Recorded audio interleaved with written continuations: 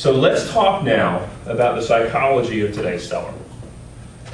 And this is where we're going to begin to really focus on being a consultant. So today we have these sellers, and they used to have 401ks that are now 101ks, right? Everything's shrinking. Everything's shrinking. So what do you think these sellers are going through? What kind of an emotional ordeal are they going through? If you could sum it up in one word. Pain. Stress. Stress, pain, okay, close, getting warmer. Anger. Anger, okay, that's part of the process. Frustration. What else? Give me another word. What have they done? What has happened to all of them? They've all lost something. They lost their trust. They've lost their trust. They've lost their wealth. They've lost the value of their home. So the last time you lost something that was very important to you, what kind of process did you go through? Grieving process. Grieving process. That's exactly right. Okay. So these are the steps in grieving. Denial, anger, bargaining, depression, resignation, and ultimately acceptance. And what's fascinating is that when you sit across the table from a seller, you can literally watch them. You touched on it earlier. You can watch them go through these steps. Now, some of them go through these steps while you're sitting at the kitchen table with them. Does this make sense? What does denial sound like? Absolutely, absolutely. What does anger sound like? You don't know what you're talking about. That's exactly right. You don't know what you're talking about. I cannot believe you would come to my house and tell me that my $500,000 house is only worth $350,000. What kind of idiot realtor are you, right? Bargaining. What does bargaining sound like? This one's a little more interesting. Can we start off with a higher price and then bring it down one? Absolutely. That's one way that they bargain. Give me two others. I need to net this much on my house. Can you do this for 5%? Bingo. That's the second one. What's the third one? Well, I'm not giving them my refrigerator. They can buy their own, or I'm not giving them that, or... Okay. That's not really where I was going with it, but that certainly is a piece of it. The other place I'm going, just with us as realtors, well, you know what, I get it, but you're going to have to do more advertising. So basically, what they want is they want you to do it for less money. They want you to do more advertising for them. They're bargaining with you. Does this make sense? Okay, so then once they get through that, they get on to depression and resignation. That's usually when you call the seller, and the seller's like, they cry on the phone, or they're frustrated or angry. There's an emotional kind of, and then they get on to just get it done, right?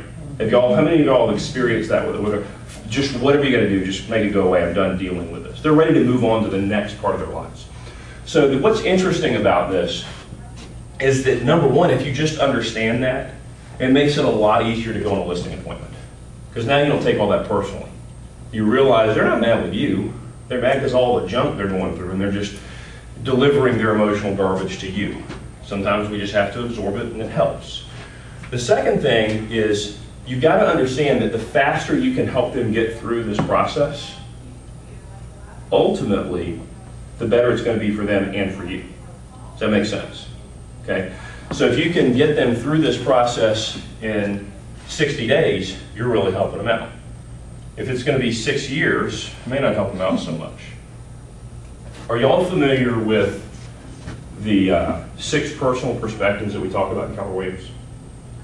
Some of you are talking about moving from E to P, making learning-based being the foundation of your life plan, being accountable. These ringing a bell a little bit, focusing on the 80-20. Okay, one of them, and this is kind of an interesting place to pause and talk a little bit about one of your questions, is talking about being an accountable person versus being a victim, right? So an accountable person kind of shows up and says, what's going on? What's the story? What do we need to do? How do we move forward? And they take just accountability for where they are in life. A victim, on the other hand, is going to tell, why me? It's not my fault. Somebody else did this to me. How do I get my way out of this? And they just kind of diverge. Does that make sense? So professional victims, avoid them like the plague. They have no problem drowning you, just like a real drowning victim does. Stick with the accountable people. Because one of the pieces here is if you figure out early on that your seller is a victim, do not list their house. Okay? Do not list their house. If they're a professional victim, don't list their house. Because you're going to drive yourself nuts in the process. Does this make sense? Because this is your business, right? Okay, so do you like to have those sellers that are wonderful, awesome, accountable, blah, blah, blah, and, stage their home the right way, do everything right. Everybody loves those, right? So go get more of them. Because in the time that you spend dealing with the victim, you may overlook 3 or 4 of these real accountable people, okay? So this is a lead generation strategy. Okay, so. We have this saying, Stevie, Mhm. if we know they're crazy to start with, they're only gonna get crazier when you go through these processes Oh, here. yeah. So if you know they're crazy to start with, you wouldn't date crazy. Right, Don't right. work with crazy. Yeah, run. Yeah. Yeah. Yeah, you wouldn't go into a business partnership, which is what a listing agreement is, by the way, with a crazy person, so run. Okay. So here's what we're gonna do. We're gonna do another activity here. And this activity, I'm gonna actually have all of you all work on it together. Okay, so I'm gonna have you all kind of flip around and we're all gonna center around this table right here. And what I want you to do is I want you to take the next 5 minutes and work together, and I want you to come up with as many needs analysis questions as you possibly can. So these are the questions that you're going to ask the seller either before or at the listing appointment. Y'all understand?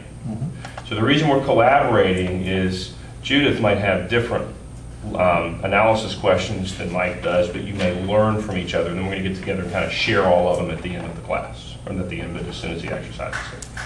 Fair enough? So birthdays. Whose birthday is closest to today? June 7th. June, that'd be you, man. That's pretty close. You're the scribe. So once this is over, you get to repeat back all the stuff that we learned and make sure you take copious good notes. You have handwriting better than mine? No, right around.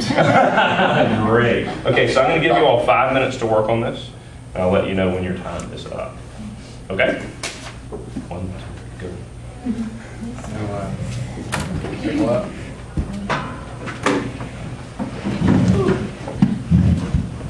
So, good questions. I'll fire one out there. What made them decide to sell? What's motivating them to sell now? That the market's so good. So why? What made you decide to sell now? Example, how soon do you need to sell? Or like how soon do you need to be out of here? What's your Timeline. time frame? What's your time?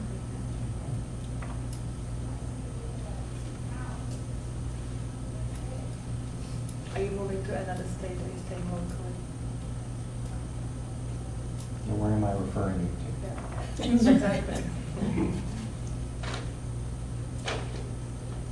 Are you on time with your payments? Oh, yeah, major. I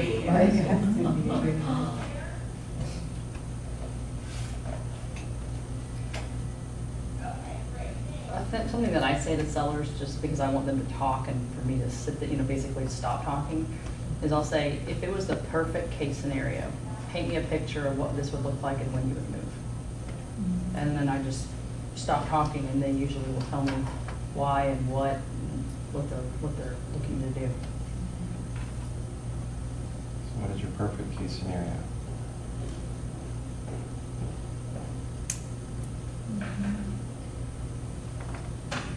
What about the condition of the home? If there are things that need to be done, or the roof is recently being replaced, or things that might come up during the repair part of the process. After if they've done any improvements? This is the quietest group of collaborators I've ever heard. Wow. You might want to know what they owe.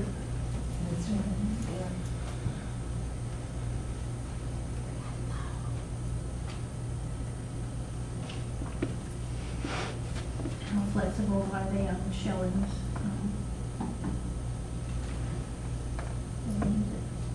I guess I'm a little confused by this, because isn't this just the time that you're sitting down and you're trying to figure out if you want to list their house?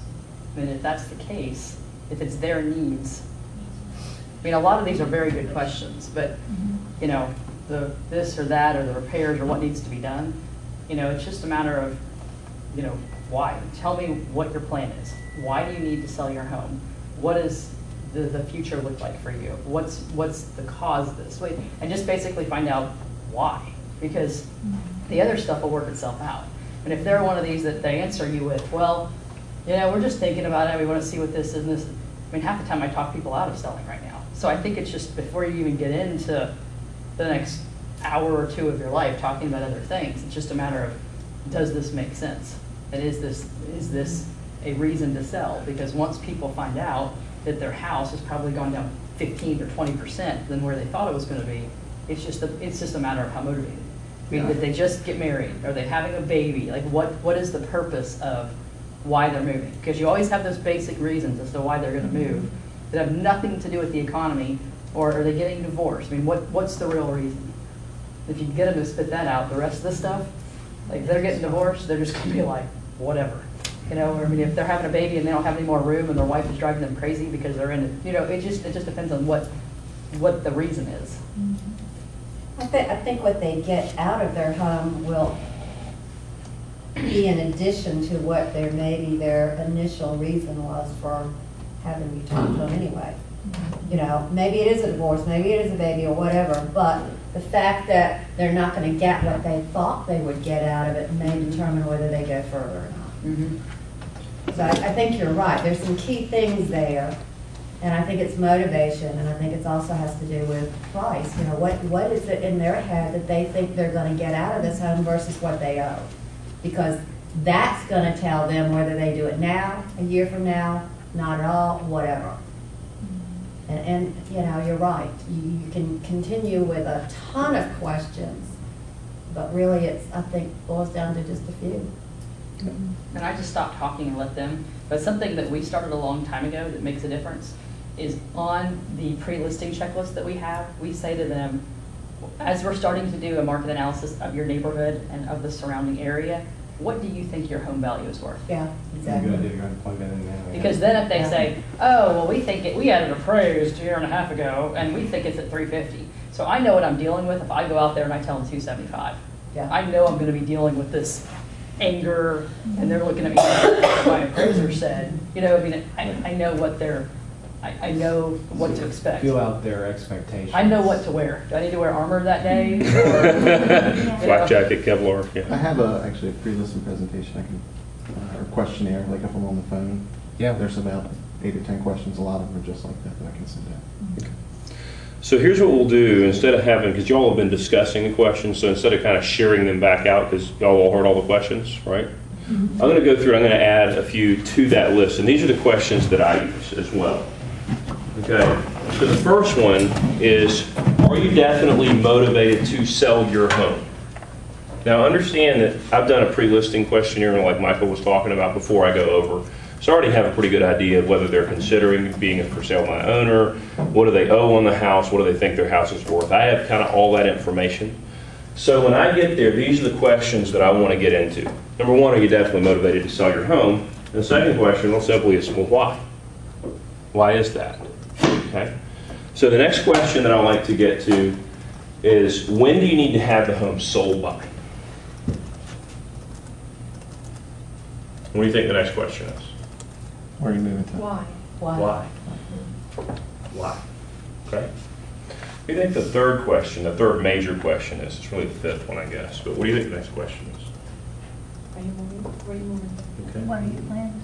Close. Okay, so my question that I like to ask, and this works particularly well if you're dealing with a couple. Okay, so I like to ask the question, well, what happens if you don't get the home sold by then? Okay, and you're really not listening for their auditory response. You don't want to hear them say the words. What you're looking for is their body language. Because if they are urgent and they are motivated, typically a couple they'll sigh, they'll kind of go, and they'll look at each other, and they'll say something to the effect of, well, we've talked about that. Okay? And so the deal is, if you will let me in your world, if you'll let me feel and understand your urgency and your motivation, then I can be your agent. If you won't, then I can't. Does this make sense? Because if they won't be real with me, I can't help them. So they have to answer these questions correctly in order for me to be willing to be their agent. So once we get through my last needs analysis question here, we're going to go back to the beginning and talk about another component of this, which is making sure that you understand how to turn down a listing without really irritating the seller or making your referral source mad. Does that make sense? Okay. So the last question I like to ask is, so Mr. and Mrs. Seller, as you think about selling your home, what's more important to you? Is it the amount of money that you get, or is it the amount of time it takes to sell? Okay? So those are the main needs analysis questions that I use. So add those to the list. And Brian, can you make sure that list gets kind of disseminated out? Okay. Awesome, thank you. Any questions, comments, ideas about this? Okay, we go to the next slide. Okay, so we're going to pause here and talk about a dialogue to begin your listing presentation. It's one of the best dialogues I've ever heard. For those of you that hear me teach kind of regularly with productivity coaching, you've heard me say this before. Go to KW Connect, and I want you to look up the buyer consultation done by Nikki Ubaldini. Nikki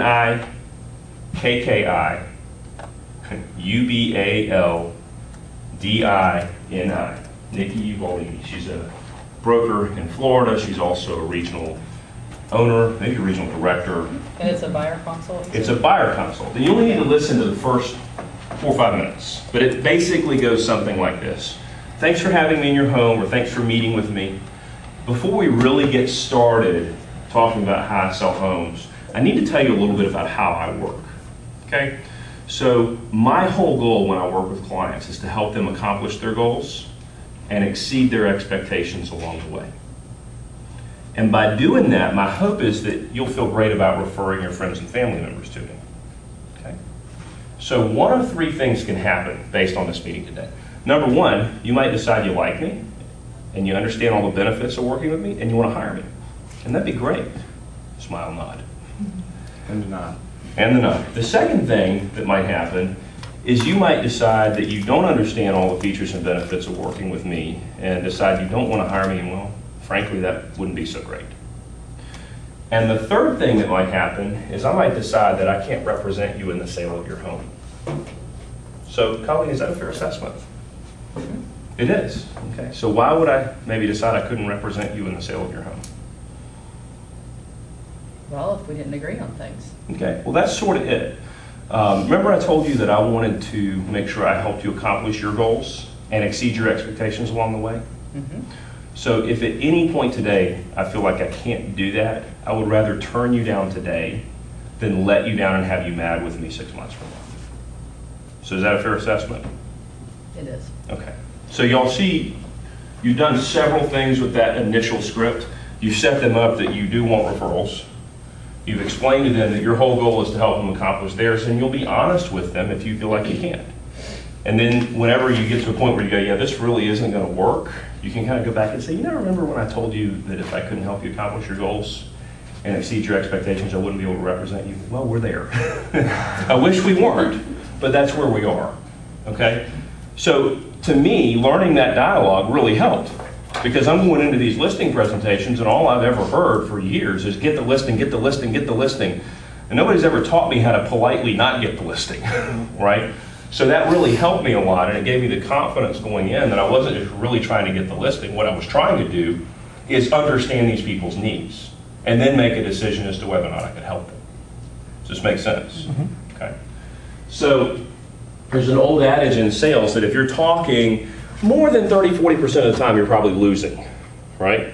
But we have a tendency to show up and throw up. So what I would urge you is to ask a lot of questions. You guys now have a list of, I'm going to guess you've got 20, 25 questions on that list. Let's do it, yeah. Yeah, you need to get through all of those. And you also need to practice, use a practice called going 3 deep. Y'all heard of that before? Okay, and so this is going to work really well for you whether you're an agent or an assistant, whatever the case happens to be. But going 3 deep has to do with really identifying and understanding the seller's perspective. So I'll give you a couple of examples. One example, buyer walks into real estate agent's office, sits down, real estate agent does needs analysis. Buyer says, I want a big kitchen. That's a really nice kitchen. What does that mean to you all? Y'all tell me, your agents, tell me what a really nice kitchen is. It's whether it's updated, cabinet Granite, space, huge, size. stainless steel. All that stuff. Yeah, but I need all that for $160,000 $65,000. Granite, stainless. I even need one of those, little water pipes that comes out of over the stove, a hot water. It's a nice kitchen for $165,000. Yeah, really. And you're going, you'll have a kitchen. right, and you're going, no way, right? It's not going to happen, right? North Durham. What's that? North Durham. North Durham, okay. But it's really not going to happen. And so we start going, oh. Until you start asking a question, well, Mr. Brown, tell me what a nice kitchen means to you. Well, nicer than my last one, a little bigger than that. Well, what was your last kitchen like? What was a 6-foot galley? Oh, okay. So I understand. Now you want an 8-foot galley. But that's actually a real life example where the buyer comes in and says they want a nice kitchen. The buyer's agent is beating their head against the wall because they're trying to figure out how to get, the Viking kitchen package in a $165,000 house, when really all this person wanted to do was upgrade from a $100,000 house to a $165,000 house and have a slightly bigger kitchen. But if you didn't spend the time doing the needs analysis and asking them, well, what does that look like to you? Why is it important to you? Going 3 layers deep. Then you go out and you show them 50 houses and you think that your buyer's crazy, right? Just making sense? I've lived this, okay? I'm just telling you I've been there, done that. Okay, another example of that is when you're talking with a seller and you're trying to understand what they mean by good service. Because the seller goes, oh, I want good service, right? And you go, oh, we do good service. That's what we do. We're great communicators. Maybe the better thing to do is, well, what does that mean to you? How would you prefer to be communicated with? How often do you want to be communicated with? Is this making sense? So going 3 deep is really getting the buyer or your potential client to explain what they mean about their perspective so you understand it. Yes, ma'am. I only have something to add because of perfect timing there. Sure. We had probably about a year ago, we had somebody where we have the feedback, they make all the phone calls, plus the internet and all that kind of stuff. And finally I had a seller call me up livid. And I said, I don't understand. Are you not getting the phone calls? And finally he goes, stop calling me. All I want is just an email. I can read the emails. And he goes, I don't want all these phone calls. Unless you have somebody to tell me that there's an offer on my house, he goes, I travel too much, I don't want the calls. And I went, whoa. And I said, so you prefer email? So now it's like, how would you like me to communicate with you? Would you prefer the email? Would you prefer the phone? Because I was blown away because I just thought that's what everybody wanted. So yeah. I was like, I'm sorry, we'll make sure that we stop that. We'll stop calling you so much, right? We'll stop, Yeah. But yeah. So you guys were doing a great job, too good a job of communicating, right? Yes. And that's a better problem than having them call you livid and say, would you please let me know what's going on with my house? Right. So this concept of going 3 deep is to really explore. Y'all get that component of it. So as you're thinking about asking these questions that are on this list, if it's a subjective question, if it's objective, how much do you owe in your house? Okay, well, you can't really go 3 deep on that, except maybe who's the loan with, because that could be real important if it's a short sale. But if it's a more subjective question, you really need to get them to talk to you, to describe to you what they mean, which is kind of back to some of my questions that I utilize. When you need to have the home sold by and why? And you want to understand about how this impacts their family, their kids, their livelihood, their marriage, all that stuff. Fair enough? Mm-hmm.